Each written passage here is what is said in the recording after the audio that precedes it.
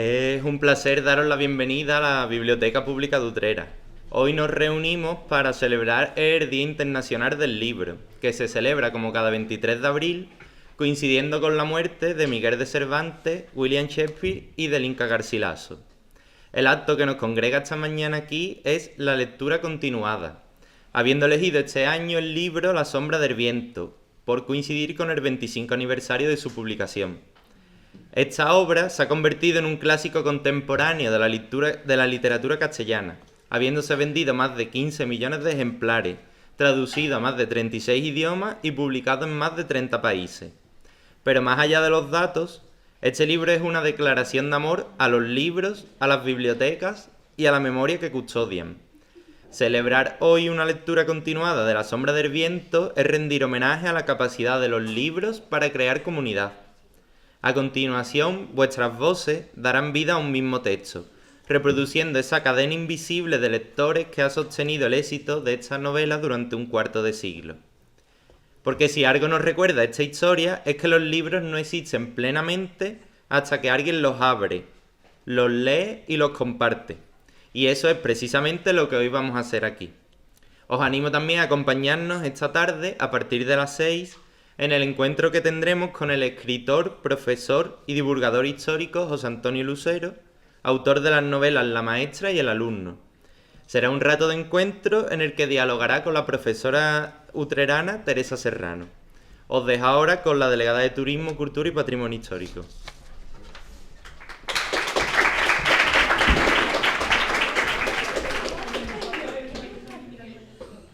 Buenos días.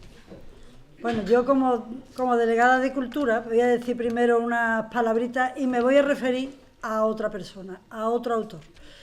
Y ya después el alcalde será el que sí empieza a hacer literatura. Bueno, el Día del Libro... Espera, no veo con eso. El Día del Libro se celebra cada 23 de abril como una jornada dedicada a la lectura, la creación literaria y la importancia de los libros en la construcción de la cultura. La fecha no es casual, conmemora la muerte, como ha dicho el bibliotecario, de tres grandes figuras de la literatura universal, Miguel de Cervantes, William Shakespeare y el Inca Garcilaso de la Vega, todos fallecidos en 1616, aunque en realidad no murieron exactamente el mismo día, debido a diferencias de calendario. La coincidencia simbólica ha convertido esta fecha en un emblema global de las letras. Entre estos tres autores, hoy quiero destacar de manera especial la figura menos conocida, la del Inca Garcilaso de la Vega. No solo por la calidad de su obra, sino por lo que representa, el encuentro entre dos mundos. Nació en el siglo XVI en el Virreinato del Perú, hijo de un conquistador español y una princesa inca. El conquistador era de Montilla, Córdoba.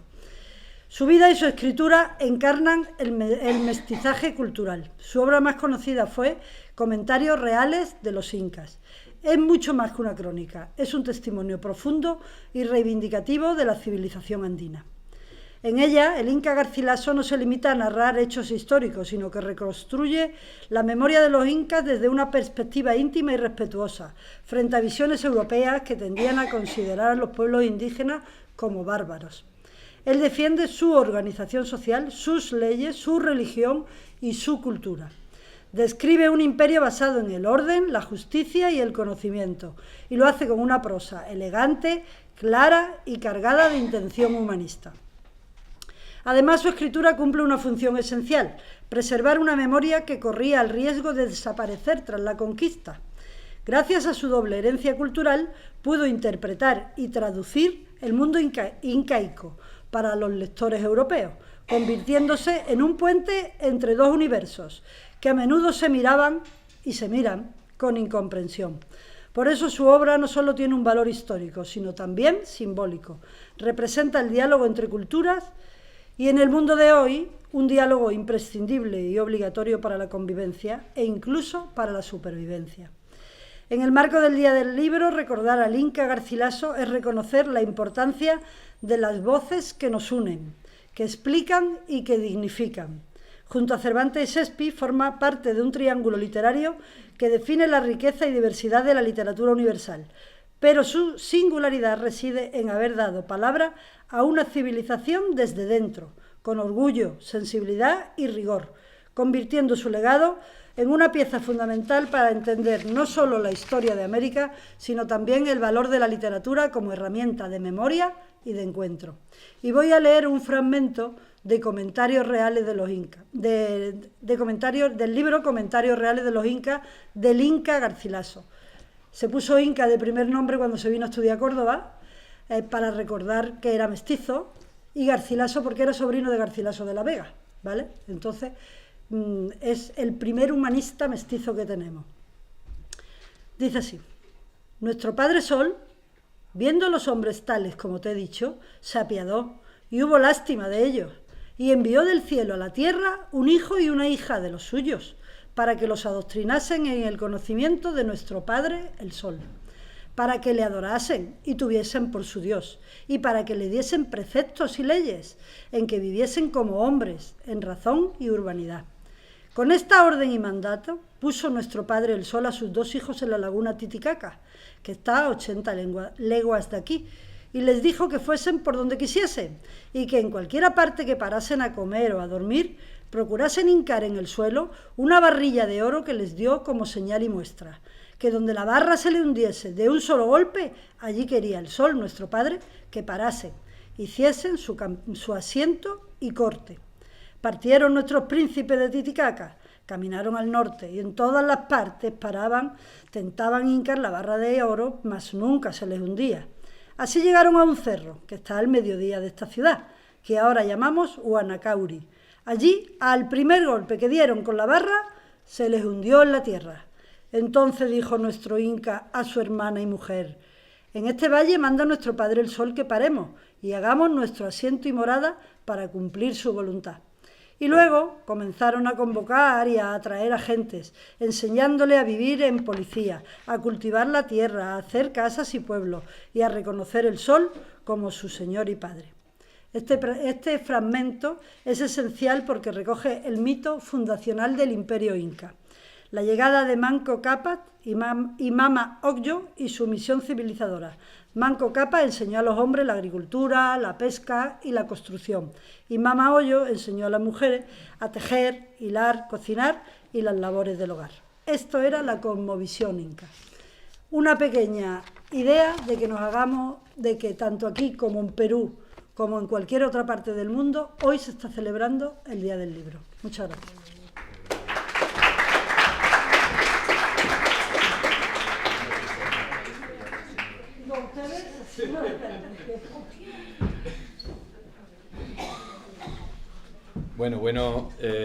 Buenos días. Es una enorme satisfacción y alegría el estar hoy aquí una vez más en la Biblioteca Pública de Utrera para celebrar lo que es el Día del Libro, y creo que es muy acertado todo lo que ha dicho la delegada de Cultura y de Turismo, y además la decisión de hacer una lectura de uno de los libros y de los autores, yo creo, bueno, si no ha cambiado, de los más leídos actualmente de la literatura española, Carlos Ruiz Zafón, al que yo conocí, no directamente, sino a través de mi hija, que es una empedernida lectora, y este en particular me encantó. Yo debería de empezar a leer a Ruiz Zafón y La sombra del viento, pero claro, ustedes sabéis que los alcaldes no cumplen las normas ni hacen nada de lo que está previsto. Y hace años lo tradicional era siempre leer a Cervantes y al Quijote, hasta que yo dije, bueno, ¿y por qué no recuperamos pues a los autores, a los escritores, a los poetas andaluces y recitamos pues gran parte de todo lo que atesora la literatura española? Y de hecho, a mí me encanta García Lorca, y uno de esos días, pues recité El Camborio. El año pasado, pues fue Antonio Machado con la poesía que seguramente habéis escuchado de Caminante no hay camino, etcétera, etcétera. Y claro, yo este año, como uno no puede estar al margen de lo que nos ocurre, fuera de aquí y no sabía que ibais a estar a tantos escolares como os estoy viendo, que seguramente os habréis leído el libro y habréis disfrutado una barbaridad. Digo, yo creo que colectivamente este país que, bueno, que por el momento se llama España, nos hemos autoflagelado demasiado. Es como cuando nos dicen los que saben de psicología que a un niño no se le puede decir que es muy torpe, que es muy incapaz, porque al final el niño se lo cree. Y entonces el niño no tira hacia adelante, ¿no? Entonces, en este ambiente, yo hace muchos años que ya estuve en el colegio, como podéis imaginar, y en aquella época, los que son de mi generación, pues nos enseñaban en el colegio, teníamos que recitar poemas, uno y otro y otro. Y la verdad, pues he rescatado uno de los poemas que me enseñaron en los salesianos, de esto hace ya muchísimo tiempo. Y el poema del que voy a recitar, y espero no meter la pata, porque lógicamente algunas cosas se te van olvidando, hace referencia, que es bueno que lo conozcamos, a que aproximadamente durante 200 años,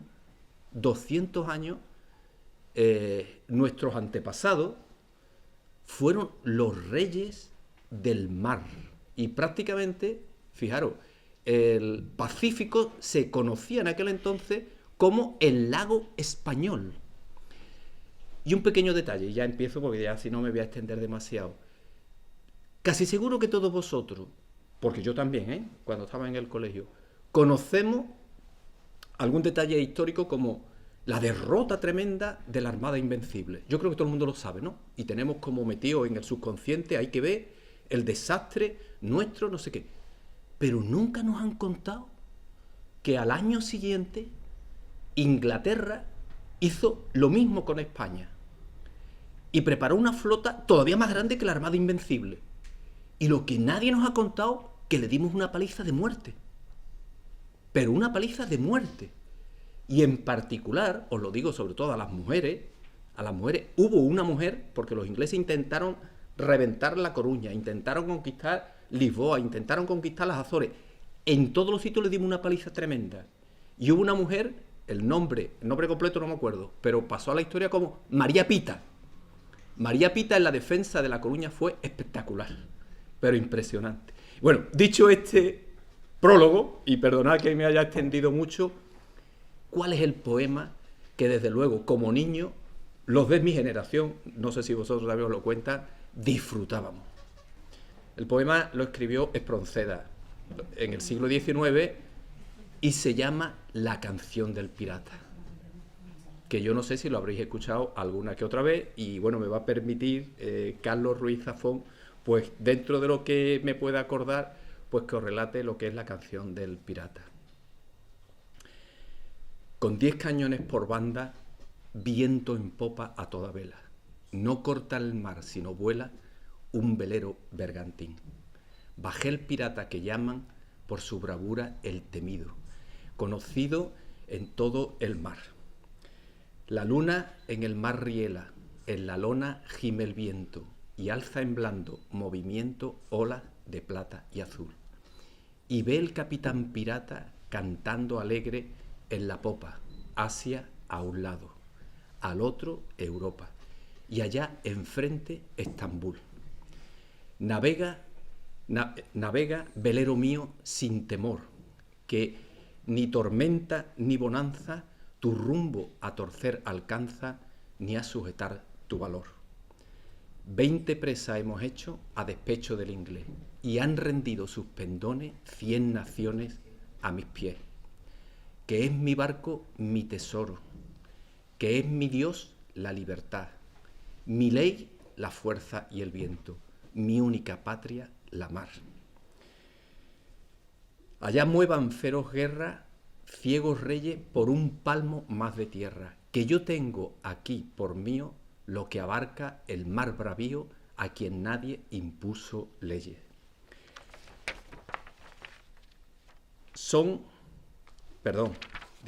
El poema es muy largo, ¿eh? O sea que me tenéis que ver por dónde voy. allí muevan, estaba diciendo, perdón, allí muevan, feroz guerra, ciegos reyes por un palmo más de tierra, que yo tengo aquí por mío cuanto abarca el mar bravío a quien nadie impuso leyes. Y no hay playa, sea cualquiera, ni bandera de esplendor que no sienta mi derecho y dé pecho a mi valor, que es mi barco, mi tesoro, que es mi Dios, la libertad, mi ley, la fuerza y el viento, mi única patria, la mar. Es a la voz de barco viene, es de ver cómo vira y a todo trapo todo el mundo escapara, porque yo soy el rey del mar y mi furia es de temer, que es mi barco, mi tesoro, que es mi Dios, la libertad, mi ley, la fuerza y el viento, mi única patria, la mar. Acabo ya. Son mi música mejor aquilones, el estrépito y temblor de los cables sacudidos, del negro mar los bramidos y el rugir de mis cañones, y del trueno al son violento, y del viento al rebramar. Yo me duermo sosegado, arrullado por el mar, que es mi barco, mi tesoro, que es mi Dios, la libertad. Mi ley, la fuerza y el viento, mi única patria, la mar. Feliz día de la lengua española.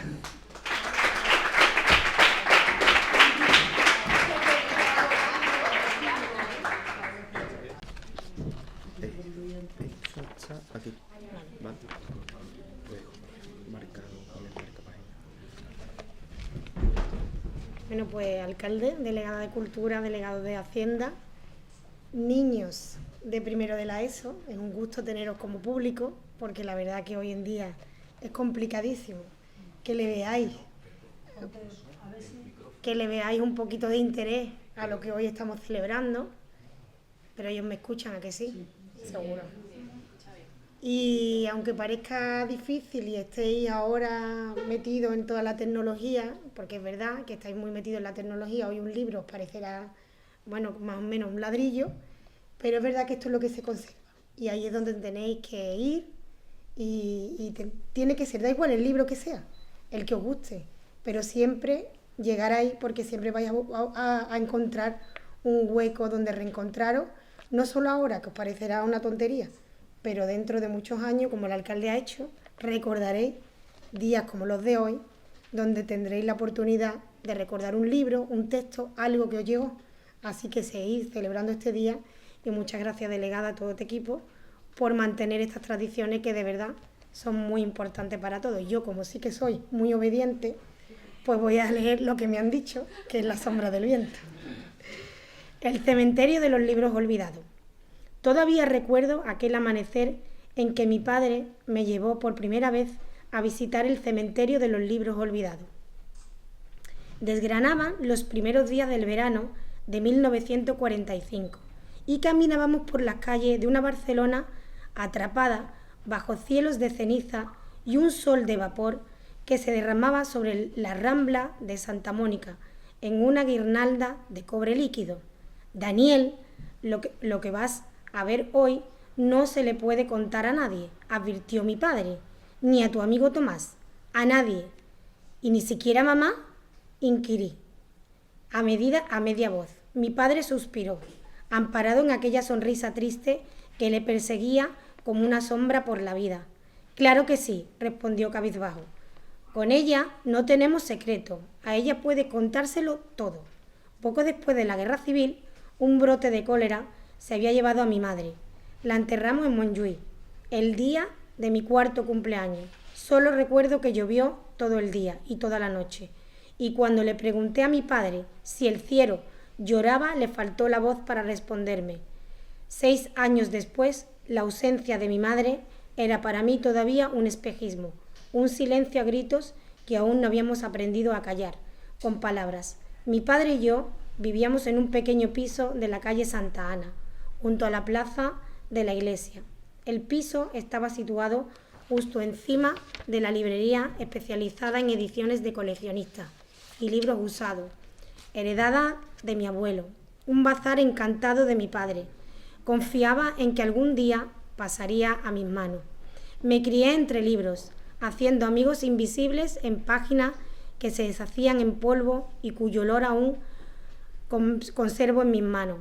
De niño aprendí a conciliar el sueño mientras le explicaba a mi madre, en la penumbra de mi habitación, las incidencias de la jornada, mis andanzas en el colegio, lo que había aprendido aquel día. No podía oír su voz o sentir su tacto, pero su luz y su calor ardían en cada rincón de aquella casa. Y yo, con la fe de los que todavía pueden contar sus años con los dedos de las manos, creía que si cerraba los ojos y le hablaba, ella podría oírme desde donde estuviese. A veces mi padre me escuchaba desde el comedor y lloraba a escondidas.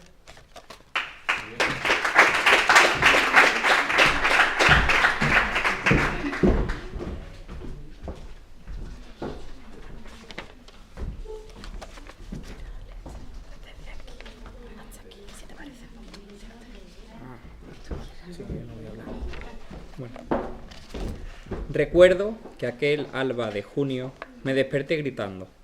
El corazón me batía en el pecho como si el alma quisiera abrirse camino y echar a correr escaleras abajo. Mi padre acudió azorado a mi habitación y me sostuvo en sus brazos, intentando calmarme. No puedo acordarme de su cara, no puedo acordarme de la cara de mamá, murmuré sin aliento. Mi padre me abrazó con fuerza. No te preocupes, Daniel, yo me acordaré por los dos. Nos miramos en la penumbra, buscando palabras que no existían. Aquella fue la primera vez en que me di cuenta de que mi padre envejecía y de que sus ojos, ojos de niebla y de pérdida, siempre miraban atrás. Se incorporó y descorrió las cortinas para dejar entrar la tibia luz del alba. Anda, Daniel, vístete, quiero enseñarte algo, dijo. Ahora, a las 5 de la mañana, hay cosas que solo pueden verse entre tinieblas, insinuó mi padre, blandiendo una sonrisa enigmática que probablemente había tomado prestada de algún tomo de Alejandro Dumas. Las calles aún languidecían, entre neblinas y serenos, cuando salimos al portal. Las farolas de la Rambla dibujaban una avenida de vapor, parpadeando al tiempo que la ciudad se desperezaba y se desprendía de su disfraz de acuarela. Al llegar a la calle Arco del Teatro, nos aventuramos camino del Raval, bajo la arcada que prometía una bóveda de bruma azul. Seguí a mi padre a través de aquel camino angosto, más cicatriz que calle, hasta que el reluz de la Rambla se perdió a nuestras espaldas.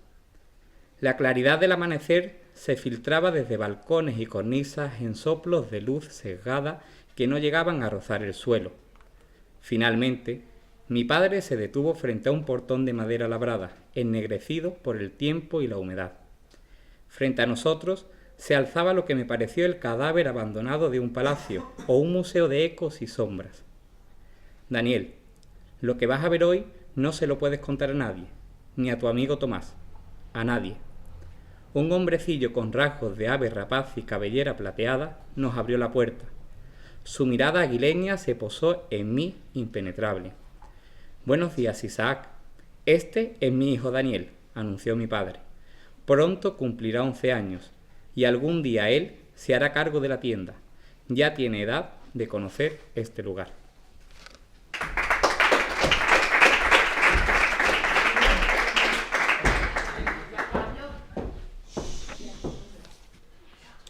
Vale, pues ahora van a ir subiendo a leer un grupo de alumnos del Instituto José María Infante. Os agradecemos mucho que hayáis venido a acompañarnos y especialmente a su profesor Pablo Caña, que es fiel colaborador de la biblioteca. Podéis ir subiendo por orden, quienes os apetezca, ¿sí? ¿Cómo te llamas? Adriana, mira, desde aquí, desde esta señora hasta esta, ¿vale? Vale, venga. Desde aquí. Sí, desde aquí empieza el tal. Vale. El tal Isaac nos invitó a pasar con un leve asentimiento. Una penumbra azulada lo cubrió todo, insinuando apenas trazos de una escalinata de mármol. Una galería de frescos poblados con figuras de ángeles y criaturas fabulosas.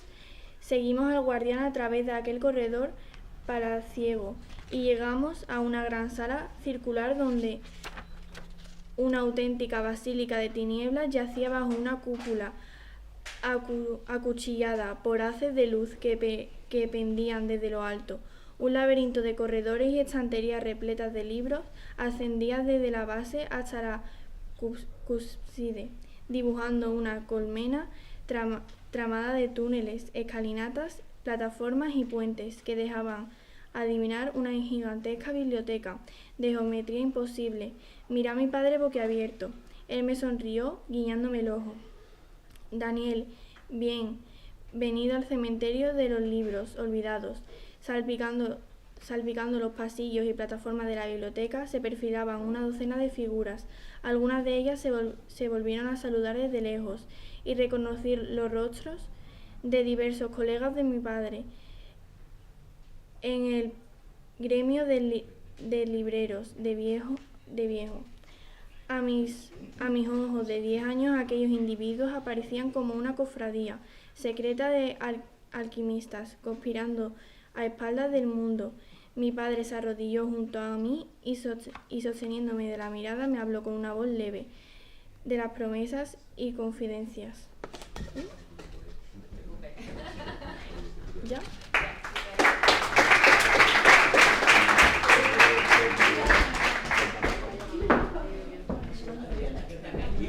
Que se ha caído esto, no pasa nada. Vale, mira, desde aquí, desde este lugar hasta aquí.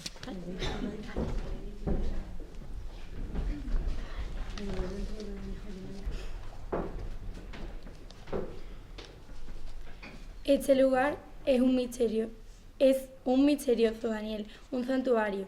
Cada libro, cada tomo que ves tiene alma, el alma de quien lo escribió y el alma de quienes lo leyeron, viviendo y soñando con él.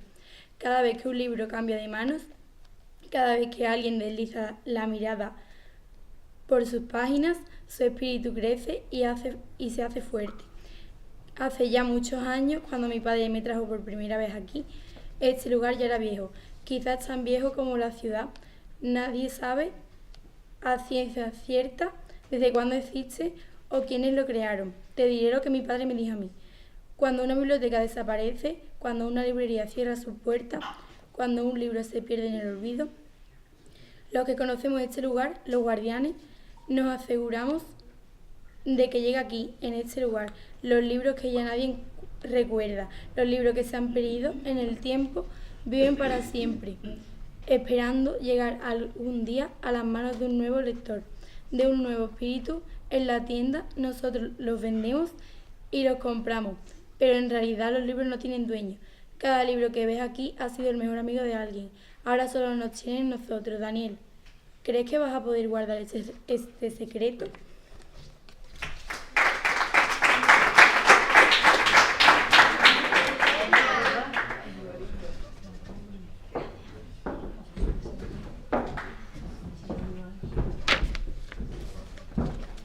Desde aquí, ¿vale? Desde mi mirada hasta aquí. ¿Te parece mucho? Está bien. Está bien. Te lo dejo para aquí. Y ahora tú lo cortas, ¿vale? Mi mirada se perdió en la intensidad de aquel lugar. En su luz encantada asentí y mi padre sonrió. ¿Y sabes lo mejor?, preguntó. Negué en silencio. La costumbre es que la primera vez que alguien visita este lugar tiene que escoger un libro, el que prefiera, y adoptarlo, asegurándose de que nunca desaparecerá, de que siempre permanecerá vivo y una persona muy importante de por vida, explicó mi padre. Hoy es su turno. Por espacio de casi media hora deambulé entre los entresijos de aquel laberinto que olía a papel viejo, a polvo y a magia.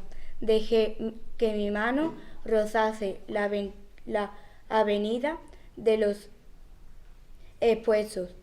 Teniendo mi elección, atincé entre los títulos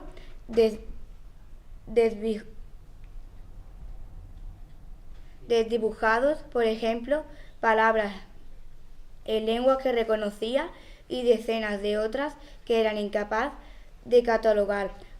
Recorrí pasillos y galerías en espiral pobladas por cientos miles de tombos que parecían saber más acerca de mí que yo de ellos.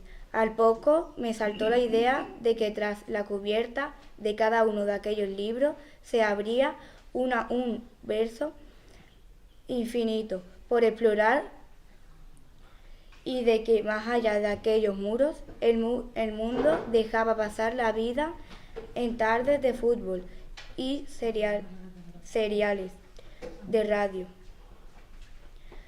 Satisfecho con ver hasta allí donde alcanza su ombligo y poco más. Quizá fue aquel pensamiento, quizá al azar o su pariente de gala, el destino, pero en aquel mismo instante supe que ya había elegido el libro que iba a adoptar, o quizá debería decir el libro que iba a adoptar a mí. Se asomaba tímidamente en el estreno de una estantería, encuadernado en piel de color vino y subrayado su título con letras doradas que arridían a la luz que destilían la cúpula desde lo alto. Me acerqué hasta él y acaricié las palabras con la yema de los dedos, leyendo en silencio.